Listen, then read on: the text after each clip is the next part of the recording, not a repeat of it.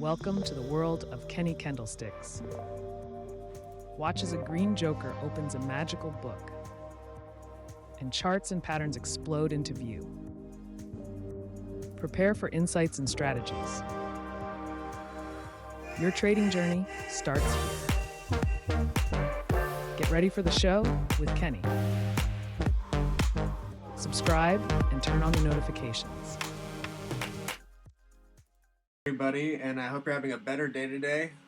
We got some wild price action recently, so I feel it's my duty to come on and just talk about it real quick for anyone who's watching. As far as XRP goes, we got a massive liquidation spike. I think, yesterday I was driving my wife to the airport, and honestly, I just looked at my phone and I was just in complete shock. Some of these coins, they dropped 50%. I know Atom, 99% on some exchanges. So I just want to talk a little bit, and I know a lot of people got hurt. So, I'm extremely sorry, and I wish the best for everybody. And so I would like to talk about price and just see what happened, and hopefully there's a way to come back from this. I know my account took a large hit. Of course, all my leverage got wiped, but we're gonna see if we could potentially make a case for still being bullish here. My expectation is that a wick like this, it's so massive and so severe. It shut down exchanges. People were in shock. I mean, this is almost an abnormality. So if this is that one-off chance, then you shouldn't feel too bad, because even large players and whales got liquidated here. I mean, this was the worst possible outcome and situation that we could have gotten, and it is already materialized, in my opinion. Can we come down and revisit the bottom of this wick here on XRP, on Binance? I really don't believe so. I mean, this wick was so long and so devastating. It cleared a bunch of leverage off the market, of course. I would say about everything almost. And really what happens now is people are scared to hold leverage anymore. And they're going to be trading less with leverage. So if we do get a return move up, chances are that a lot of that is going to be on spot buying. I know even me, I'm reverting back to spot. After seeing something like this, it just reminds you, how important it is to have your spot position. Because if you didn't get liquidated here, and you're on spot, I'm not saying everyone is, but you're on spot, you already got bought back all the way up to 2.38, so you would have blinked your eyes and then been pretty much back at a level that we reached in June, not too bad. The difference in exchanges is something I want to talk about, and real quick, I want to go over the TVP. And I believe we were getting clean price action down here at the bottom, but that doesn't mean that there can't be a huge liquidation spike, in either direction. That's why really I wanted us to break this top band here of 3.185 before I could consider this a breakout of this consolidation. And you know what? We broke down and it was massive, and I think that there's going to be some repercussions. Everyone's going to be on their toes now. Exchanges, how they handle customer feedback, and all that kind of stuff, and their accounts. A lot of people got hurt, and it's too bad, but that's part of the game, unfortunately. But I don't see price coming back under this wick of 1.25, and I know that's a long way away and it doesn't really help at this moment, but if I go to other exchanges, we can see how that wick wasn't as long, and we could start to get more of a realistic view of what we can expect from XRP moving forward. So I believe that this was one of those exchange wicks that happens because there's no liquidity. Price just drops straight through, boom. And sometimes they scrub these wicks off. So this wick might not even continue to be this long. Sometimes they alter the view of the charts if it was on a low liquidation wick. So we already know that as of this morning, a lot of large exchanges are manipulating wicks and trying to bring price back to an equilibrium. So as far as XRP, I just want to go down onto the shorter time frame so we can really take a look at everything that happened here. So when we were talking, I was leaning bullish, and obviously in hindsight that was a horrible mistake because we were in this consolidation. We didn't get a breakout to show that we were bullish at 3.185. Came here and it didn't. The price didn't even give this. This is so interesting. It didn't even give a chance for a daily close below this level and just blew everyone's stops out all the way down. So as far as the TVPs, we had this one thrown off here, and we had this one thrown off here, right? We came back and we filled these areas just as I expected. That was my call. And after that, I believed that we could potentially get a move back down to these areas around here and then rebound. And we didn't. We broke completely down, you know. It's too bad. It really is too bad. But we just got to keep going, and keep moving. Maybe some people will take a break from trading. For me, I do see some opportunity here. I'm going to be a little more cautious moving forward, but let's talk about the opportunity. So we came down as far as TVPs, which is the price level that we believe price will come back to, because the order books are uneven for the liquidity providers as far as making sure their inventory is squared away. When you see a flat bottom candle like this, it means that they had to take the other side of a position and there wasn't enough liquidity to fill the order, so price made somewhat of a gap and left a flat bottom. As far as XRP, on Binance, on the 15-minute, that's where we look at it. You got this long wick down here, long wick here, wick, and then you got this area of interest. The open and low were not exactly the same, so they were off. Let's see. Let's go down and see. You see how the candle looks flat, but it wasn't. It's a couple ticks below when you look at it exactly.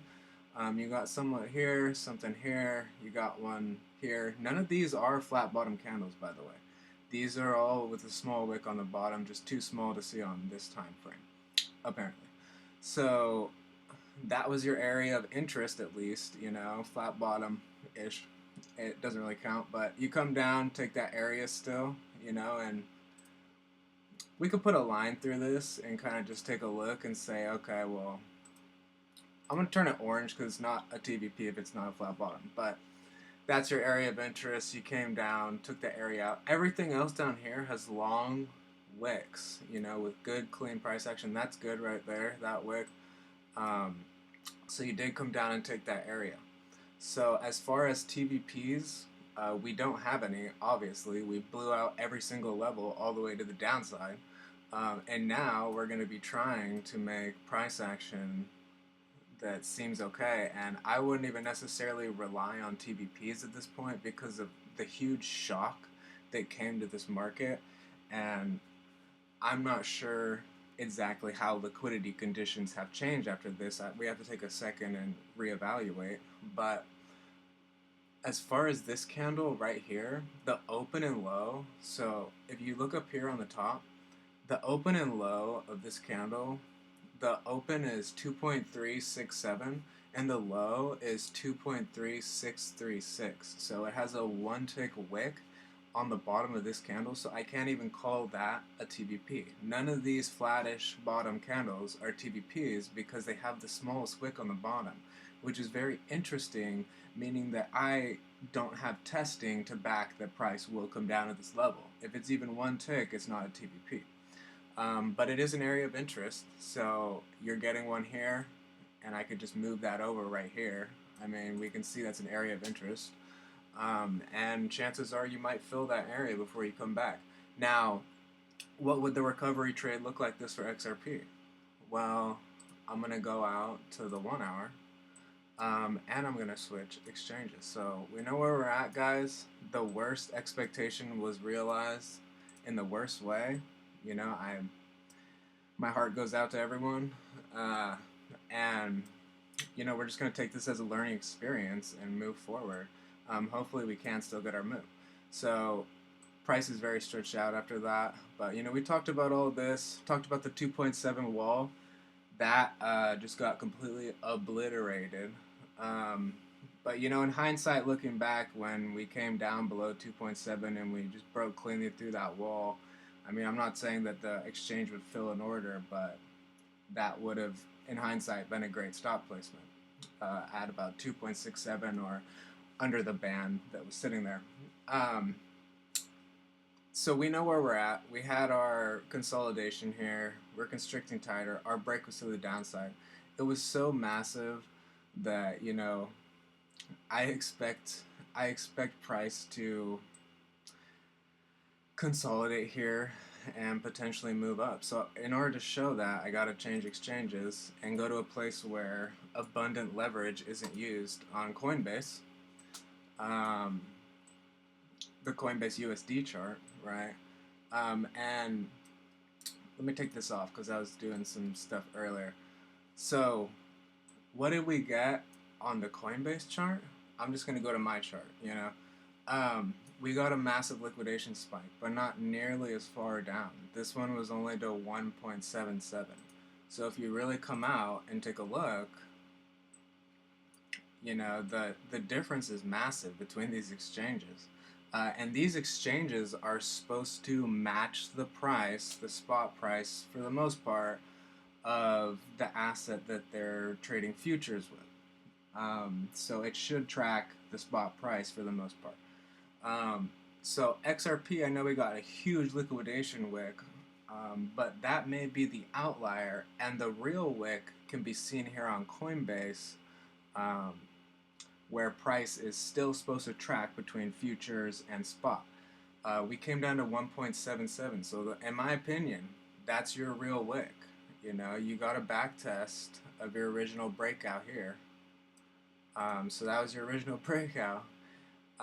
Interestingly enough, you never made target for the size of this structure here. You never made target for the size of this structure here. Stopped short, and then you back tested this consolidation. I know it was you know, it was very intense, and you know, I've been dealing with a lot of stuff around it. You know, try to restructure portolios.